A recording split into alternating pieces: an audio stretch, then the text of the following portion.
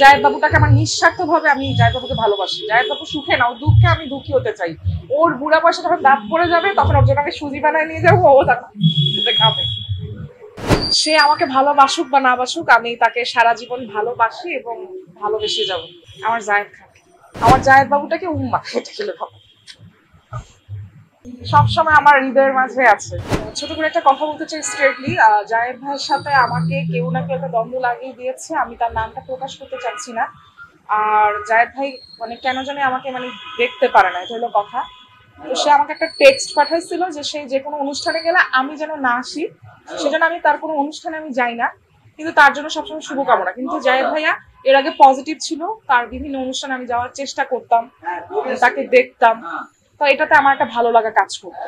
কিন্তু সামহাও কোনো একটা লোক তাকে বিষ মিশাইছে, আমার একটা কানে আসছে। আমি অ্যাজ এ ফ্যান হিসাবে আমি আমার পছন্দের মানুষটাকে আমি তার ভক্ত থাকতেই পারি, কিন্তু এটাতে একটা মিসআন্ডারস্ট্যান্ডিং করে ফেলছে। সেই জন্য আসলে আমি তার কোনো অনুষ্ঠানে যাই না, তার জন্য আমি দূরে থেকে শুভকামনাটা সবসময় কামনা করি। সে আমাকে ভালোবাসুক বা না বাসুক, আমি তাকে সারা জীবন ভালোবাসি এবং ভালোবেসে যাব। আমার জায়েদ খান।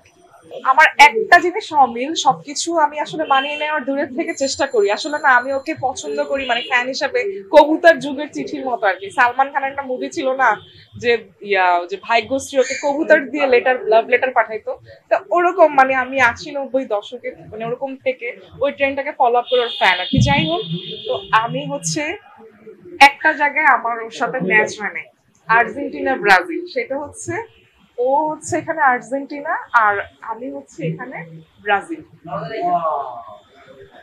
এবং এটা স্পষ্ট করে লেখা আছে সরি জান, সরি জান, সব দিক দিয়ে মিল থাকলে এইদিকে মিলাতে পারলাম না।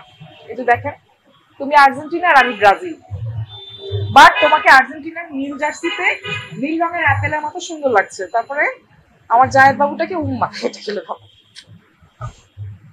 আমি একটা ছবি দেখাতে চাচ্ছিলাম একটু, এই যে কি আদর লাগতেছে না এই ছবিটা, সবসময় আমার হৃদয়ের মাঝে আছে।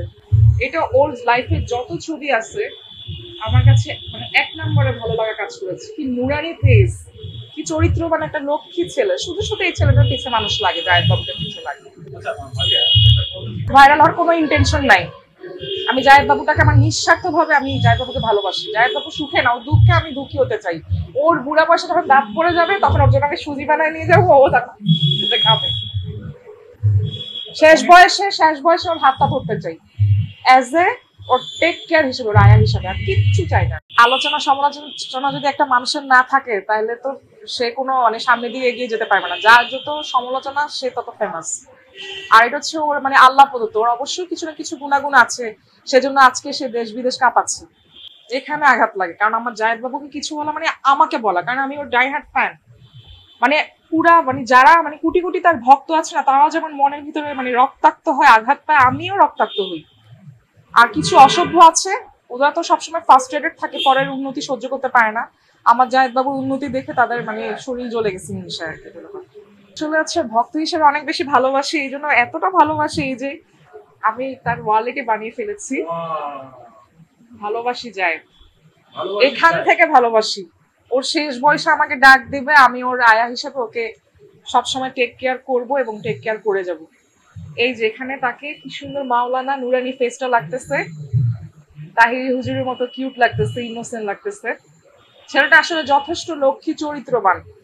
আর সবচেয়ে বড় কথা হচ্ছে এই ওয়ালেটটা ইউজ করার পর ছেলেটা আসলে এত মানে ওর উপর আল্লাহর রহমত আছে।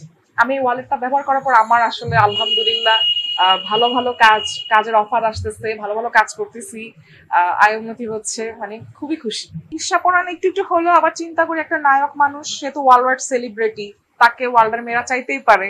সালমান খানকেও তো অনেক কোটি কোটি মেয়েরা চায়, মিলিয়ন মিলিয়ন মেয়েরা চায়।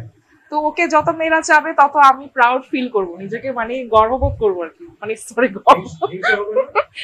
হিংসা তো একটু একটু লাগে, বাট আমি যখন চিন্তা করি যে একটা নায়ক নায়িকার বা একটা অভিনেতা অভিনেত্রীর সার্থকতা সেখানেই যেখানে দর্শকের ভালোবাসা উপচে পড়া পায়, এটা আমি খুশি একটা ভক্ত হিসাবে।